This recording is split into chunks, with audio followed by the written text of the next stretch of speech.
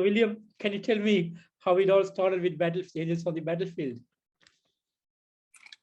For me, I met JD when we were starting to get ready for a tour with this band called Voodoo Kung Fu, the Chinese folk metal type stuff, and just got to know JD on the tour. And you know, camaraderies happen all the time on tour. It's like they're your tour family.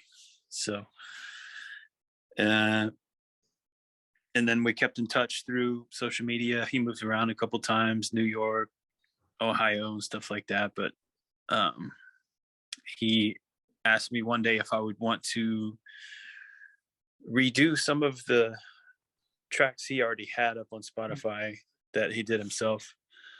So yeah, that's how that started. I just started working on a couple of them. You know, he would send me the tracks and I would just run them through my software and stuff and send them back. Because during COVID, I got like all the software that I needed to, you know, record and edit and stuff like that. So sounds good. Sounds good. And like we spoke, like we basically are working on a new single. So how is the work coming up on that one? It's finished. I did the mixing and everyone recorded their own parts.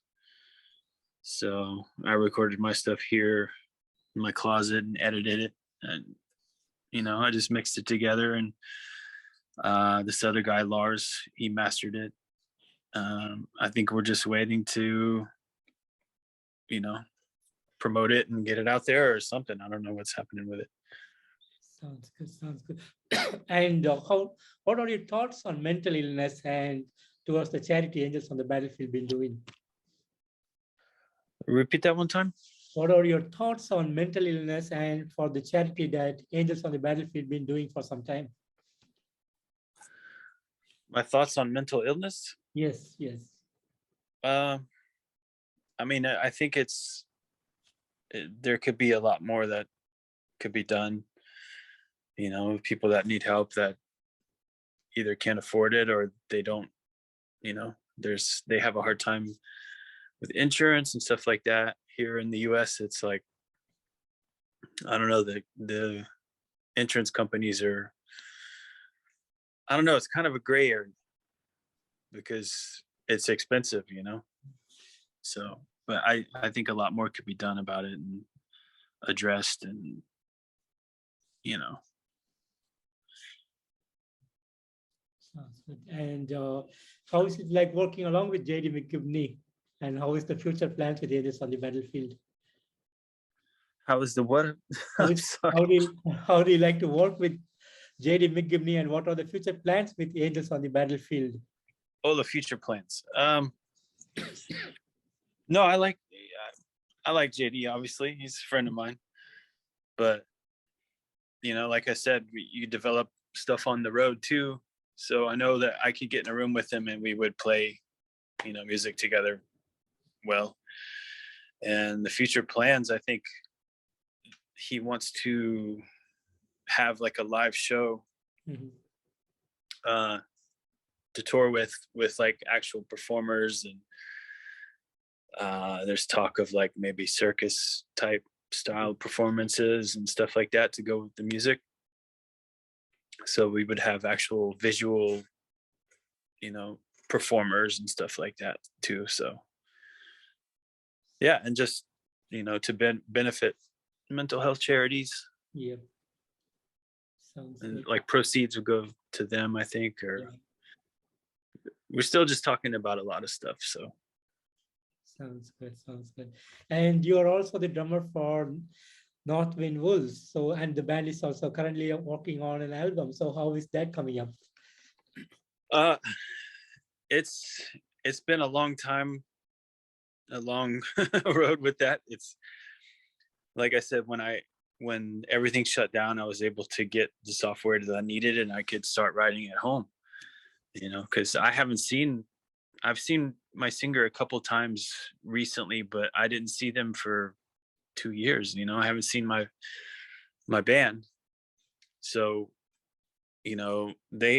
my singer would have all the guitar tracks and or scratch tracks, and I'm still just writing. I have like 3 more songs to do, and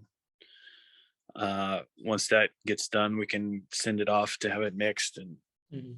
mastered and stuff, and try to book a tour.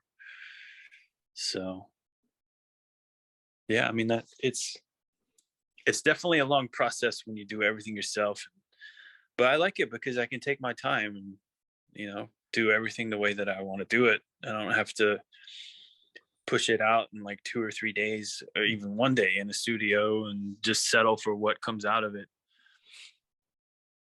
Sounds good. So Sounds good. And you picked up your first drums when you were at the age of 13. So how did it all started and what made you to get into drums? uh I actually knew how to play when I was younger, probably like 5 or 6. My dad is a drummer, but we were never allowed to have a drum set in the house. And my mom, but he actually would teach me stuff. He would just we would both have headphones on, and he would just say, move like I move, and pretend like this is here, and pretend like this is here. And we would jam out to, like Boston and Grand Funk Railroad and stuff like that. So I kind of like had a really good idea and knew how to move. I just didn't have like the physical apparatus of, until I was in like 6th grade. I think I got my snare drum. That's all I had was a snare drum for a school band, concert band. Mhm. And then the year after that is when I got my actual drum kit. So yeah, it's because of my dad. I mean, he's that rubbed off on me. Sounds good. And how did metal actually came into you and what inspired you to get into metal? Metal, I mean, I think just when I first heard, I think the album that really did it was Sepultura Mhm. Arise. Oh, yeah. And that's back, that's a long time ago. I don't know how old you are, but I'm pretty old. So, uh, no, that was the first album. I was like, wow, that's crazy. And I had all my friends were always older, and they were always listening to, Mhm. like Gore Guts and Yeah. Death and Carcass, and they all would just give me albums, and I just would listen to it, and I loved it. First listen, but I mean, I always listened to like through my dad, like Black Sabbath and Yeah. Mhm. Deep Purple, and so there was always like some bit of heaviness there. But yeah, I mean, there's nothing like some metal. I love European style metal. There's plenty of American bands that I like too, but yeah, my favorite is symphonic and world type metal, like world music. Yeah. Like different countries, bands from different countries take their traditional style music and then put it with metal or folk music or whatever. Amazing. Great. Amazing, amazing. And how has the musical journey been for you so far? Pretty good. I mean, uh, the stuff we did with Voodoo Kung Fu, Mhm. um, in China, we would play these big, huge festivals and headline the second or third day of this huge festival, like 30,000 people. And I have no idea how the singer was really popular there. I mean, he's from Beijing, and he played there for years and years before he came to the US. So he already had a following there. So that was kind of a highlight. I mean, to play a concert that huge. Mm. But I mean, I've been touring, doing all that stuff since my early 20s and, 21. I'm from the southeastern region of the US, and we toured that region a lot. And after I moved out here to LA, I did, a couple European tours and stuff like that. And it's just, you catch a bug. First time you tour like a nice, good tour with, good shows and a lot of people, you catch that bug, and it's like, you know, that's all you want to do. Like, I can't wait to go back to Europe. I can't wait to go back to China, Japan. I've never been to Japan to tour. That would be great. Sounds good. So, Sounds good. Sounds good. And any plans to get back to Voodoo Kung Fu again? I mean, he knows, the singer knows if he ever needed me, I'd be there. So I told him that. I don't, he started working on some more electronic type stuff. And, but yeah, if he ever asked me, I'd be there in a heartbeat. Wonderful, So, wonderful. And William, do you want to share some of the great moments that you had over the years? great. Just any great moments over the years. Any great moments you can be. I mean, for me, those were the great moments. Finally getting to see what it's like.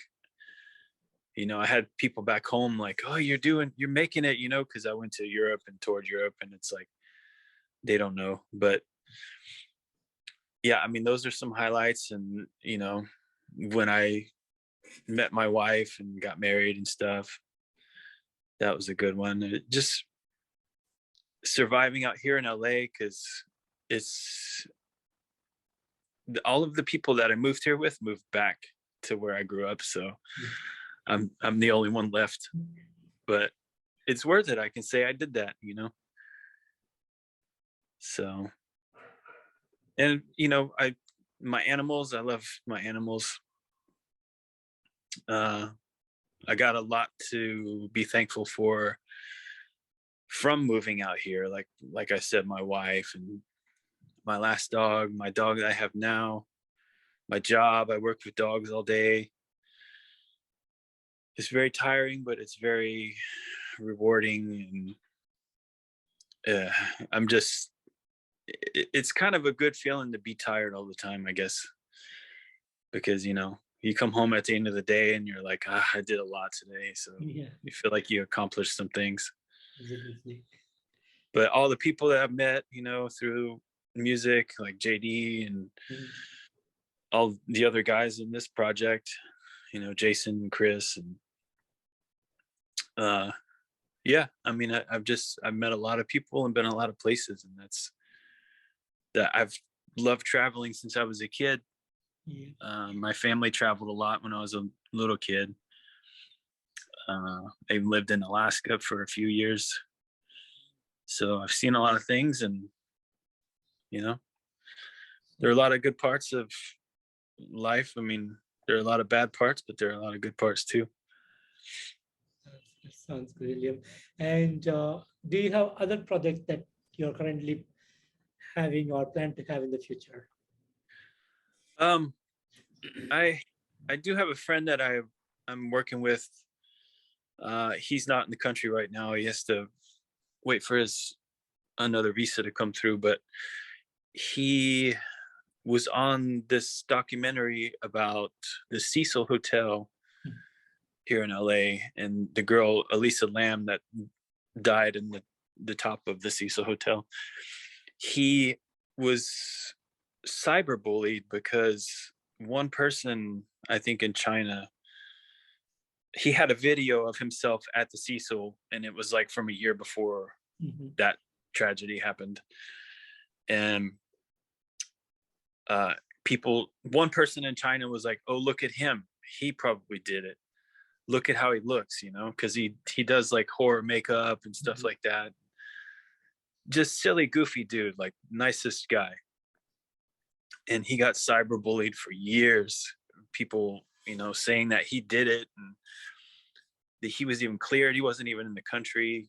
He was actually in Norway. I think we're working on this album.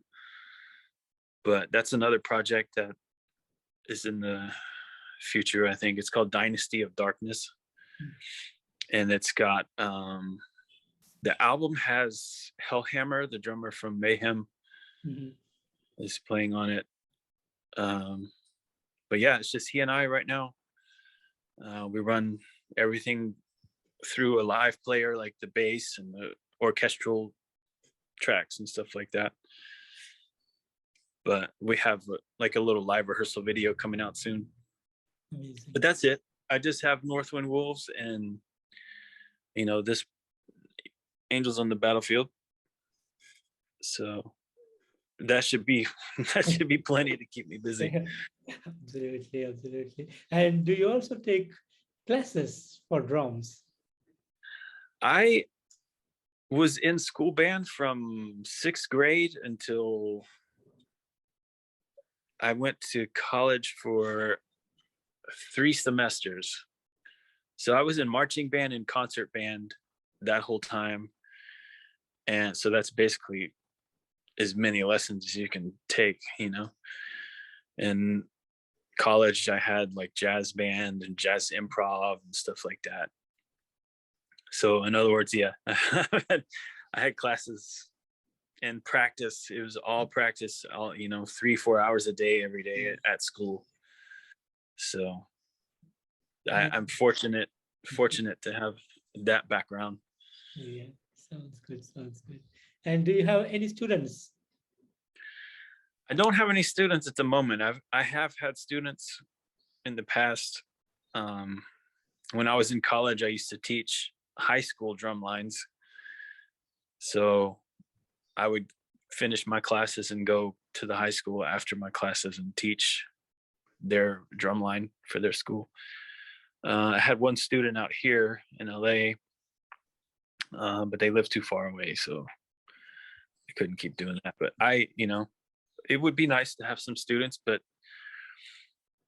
I work full time already, so it's just kind of hard to Oh, yes. time to do that, and you got to build clientele and stuff like that. I don't have like a certificate or a degree or anything, but just